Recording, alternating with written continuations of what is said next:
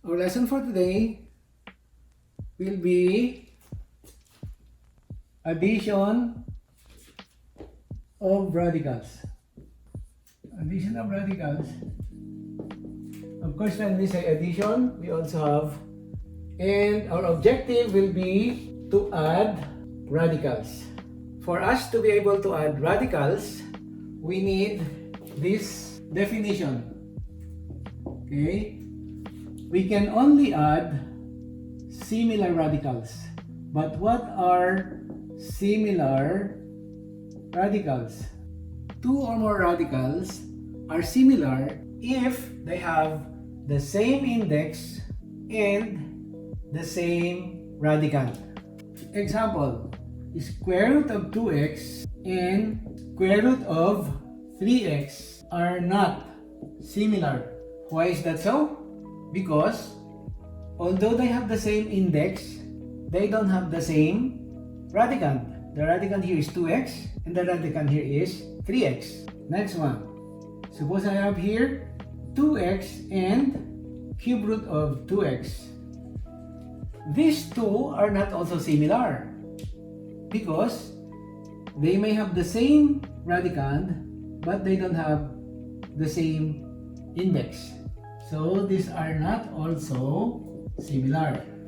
How would we have two similar radicals then? I can have here cube root of 2x. I can have here a coefficient of 5. 5 cube root of 2x and cube root of 2x are similar radicals. Okay? They have the same index and the same radicand. This will be our interest. Similar radicals. We can only combine into a single radical those that are similar, or another name for similar is like radicals, by using distributive property of multiplication over addition and associativity. So that if I add 5 cubed 2x plus cube root of 2x, then I can just have the common element between these two terms, which is what? Cube root of 2x, and by DPMA, I will get a 5 here and a 1 there. So I will get here 6 cube root of 2x. 6 is called the coefficient of this radical expression. This is the radicand and this is the index. Okay, so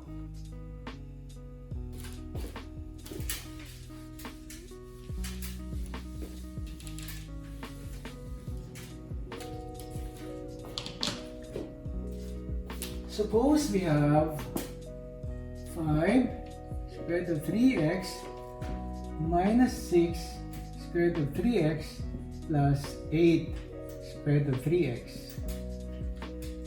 We have 3 terms in the expression, and we note that all of these terms are similar because they have the same index and the same radicand. So by just applying DPMA, I can say that I can factor out square root of 3x, and here we get what? 5 minus 6 plus 8. Or this gives me 5 minus 6 negative 1 plus 8 is 7 square root of 3x. Okay, that's the first example. Suppose, do you think we can simplify this and come up with a single answer? Square root of 50 plus square root of 18 minus square root of 32. As is now, these terms have only the same index, but they have different radicands. So we need to simplify first this term, and that term. The index is 2, meaning we get a perfect square here. This is 25 times 2. And then 18, I can get a perfect square, 9 times 2. And then 32, I can get a perfect square, 16 times 2. And this is now a perfect square, so I can now have 5 square root of 2 plus, this is 3 square root of 2 minus 4 square root of 2. Now, these are similar radicals. They have the same index and the same radicand. So we can just add the coefficients. 5 plus 3 is 8, minus 4 equals 4 square root of 2. So notice that they may not look similar to each other, but after simplification, you can arrive at similar radicals. For example, number 3, suppose I have here 5y cube root of 16x to the fourth minus 2 cube root of 2x to the fourth. Are these similar radicals? We cannot say now.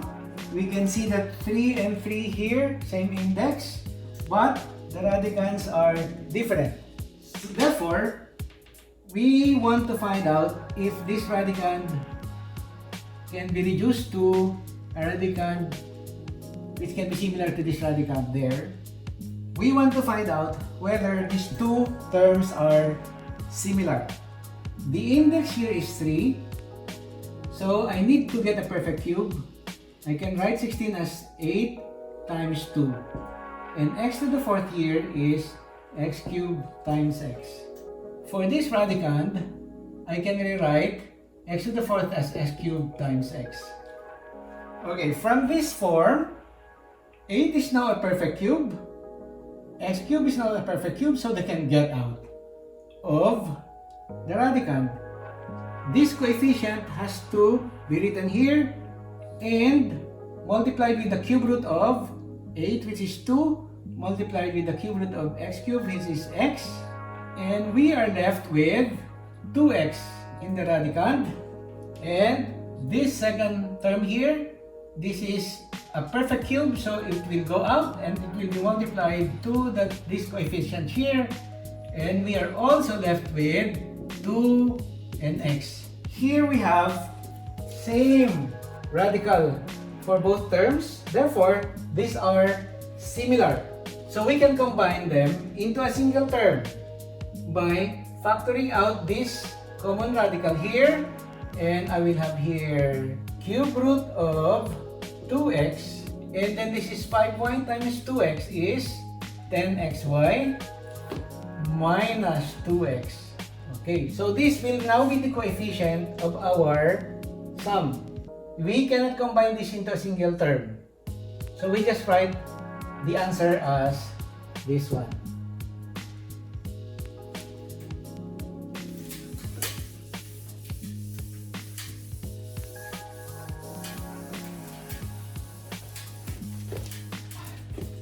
Let's have this number here. We have 3 terms in the expression, and obviously you see them as not similar radicals. But let's find out whether if we can have a common radical after simplifying again these existing radicals. How do we do this? Note that we can find out a perfect square factor of 80 by continuous division by prime, or I can say 80 can be written as 8 times 10, and here I have here 4 times 2, and this is 5 times 2. Now I see that 4, 2, and 2 will give me 16. This is a perfect square, so I can now split 80 as 16 times 5, and x cubed as x squared times x.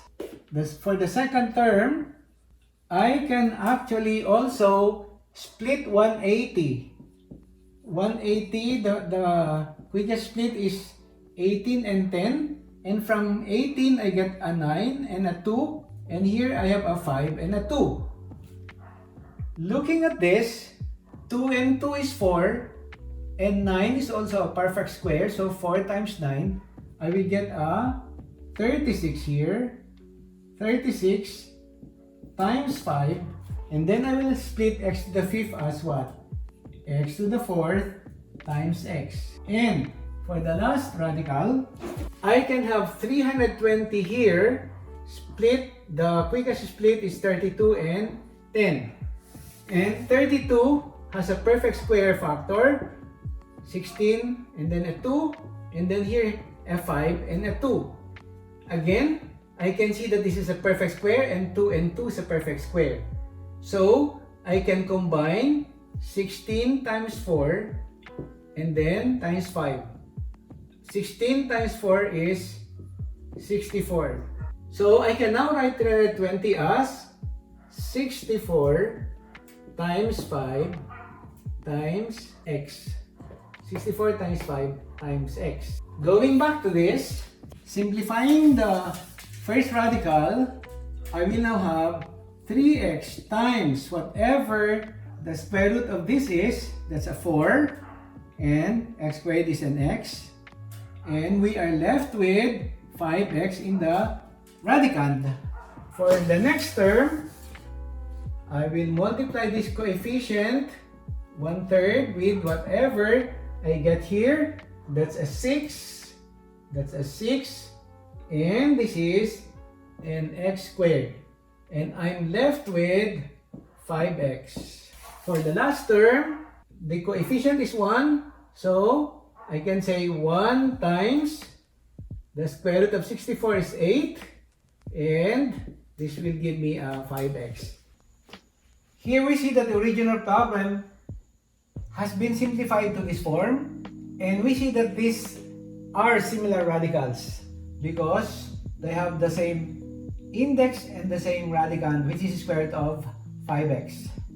We just have to simplify this. 3x times 4x will give me 12x squared, square root of 5x, minus 1/3 times 6 will give me 2x squared, square root of 5x, plus 1 times 8 is 8 times square root of 5x. Note that I can combine 12x squared, square root of 5x, minus 2x squared, square root of 5x, because,